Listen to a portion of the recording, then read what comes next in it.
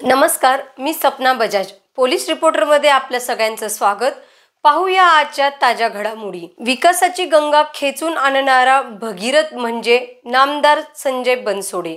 उदगीर तालुक्याच्या सर्वांगीण विकासासाठी गेल्या 5 वर्षापासून जवळपास सर्वच विभागाच्या कार्यालयासोबतच उदगीर विधानसभा मतदारसंघाच्या शैक्षणिक, सांस्कृतिक आणि बौद्धिक विकासासाठी वेगवेगळे प्रकल्प राबवून प्रचंड विकास निधी खेचून आणणारा भगीरथ म्हणजे नामदार संजय बनसोडे होय, असे विचार भाजपचे ज्येष्ठ नेते तथा जिल्हा परिषदेचे माजी सदस्य बसवराज पाटील कोळखेडकर यांनी व्यक्त केले। ते उदगीर विधानसभा मतदारसंघातील तोंडार येथे आयोजित प्रचार सभेत बोलत होते।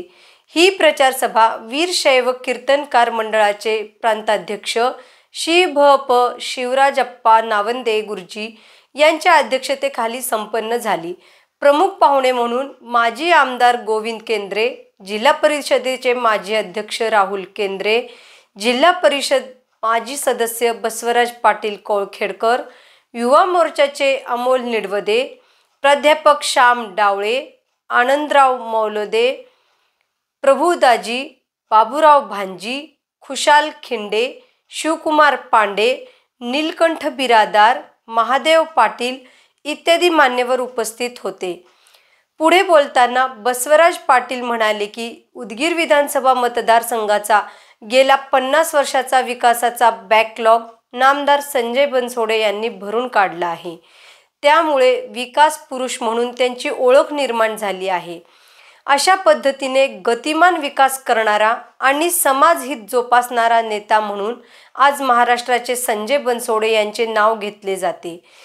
आपल्या शब्दाला जागणारा आणि विकासाच्या कामामध्ये सतत अग्रेसर राहणारा नेता म्हणजे संजय बनसोडे आहे। संजय बनसोडे यांना मत म्हणजे विकासाला मत होय, असेही बसवराज पाटील कोळखेडकर यांनी सांगितले। या प्रसंगी खुशाल खिंडे, माजी आमदार गोविंद केंद्रे, अमोल निडवदे इत्यादींचे मार्गदर्शनपर भाषणे झाली। अध्यक्ष समारोपात श्री भ.प. शिवराजप्पा नावंदे गुरुजी यांनी सांगितले की केवळ भौतिक विकासच नाही तर भौतिक आणि आध्यात्मिक विकासांची सांगड घालून विकासाला गवसणी घालणारा हा नेता उदगीरचे नाव महाराष्ट्रामध्ये पसरवणार आहे।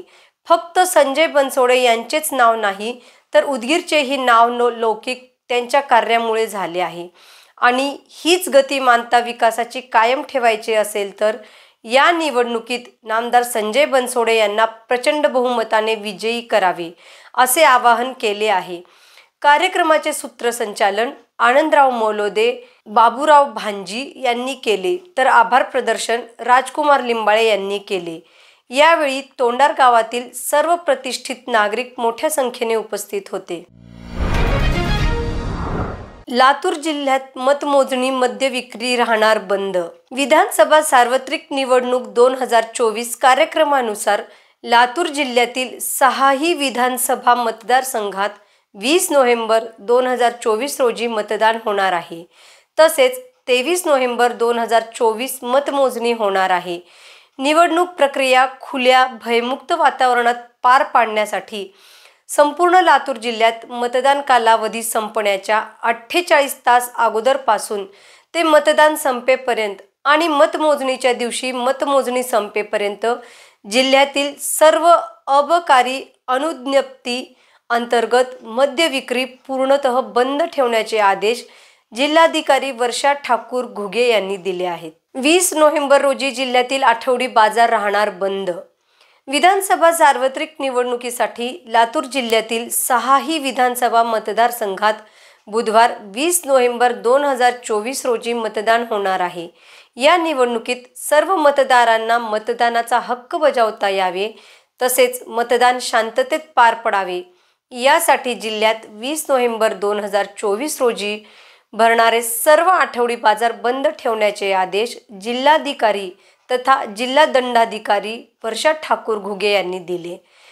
या दिवशीचा आठवडी बाजार इतर दिवशी भरविण्यात येणार आहे। मार्केट अँड फेअर ॲक्ट 1862 चे कलम 5 मधील तरतुदीनुसार पणप संचालक यांनी दिलेल्या मान्यतेनुसार हे आदर्श निर्गमित करण्यात आले आहे। मुखेड येथे मातोश्री मंगल कार्यालयात भारतीय लहुजी सेनेच्या वतीने मातंग समाजाचा बैठक मेळावा संपन्न. मुखेड कंधार विधानसभेचे अपक्ष उमेदवार बालाजी पाटील खदगावकर या बैठक मेळाव्याला उपस्थित होते. मातंग समाजाचे शेकडो कार्यकर्ते 35 खेडे 52 तांड्यातून मातंग समाजाच्या बैठक मेळाव्याला मुखेड येथे आले होते. यावेळी या बैठकीला बालाजी पाटील खदगावकर यांनी संबोधन करताना सांगितले, मी यापूर्वी मुख्यमंत्री शिंदे साहेबांचा मंत्रालयातील खाजगी सचिव होतो. मी अपक्ष उमेदवार म्हणून मुखेडमधून थांबलोय. मला एक वेळेस मुखेड कंधार विधानसभामधून निवडून द्या. मुखेड तालुक्यातील डोंगराळ भागात आजपर्यंत कोणी विकास केला नाही. मी विकास करून दाखवतो. महत्त्वाचा मुद्दा, मी निवडून आल्यानंतर MIDC सुरू करेन. दुसरा मुद्दा, कारखाने उभा करणार. तिसरा मुद्दा, गरीब विद्यार्थ्यांना उच्च शिक्षण. सुशिक्षित बेरोजगार यांच्या हाताला काम देणार असून तसेच मातंग समाजातील अनुसूचित जातीचे आरक्षण, अडीअडचणी अ, ब, क, ड जे मातंग समाजाचे मुद्दे असतील ते पूर्ण करून दाखवणार आहे, असे आश्वासन दिले. यावेळी परिसरातील असंख्य नागरिक उपस्थित होते.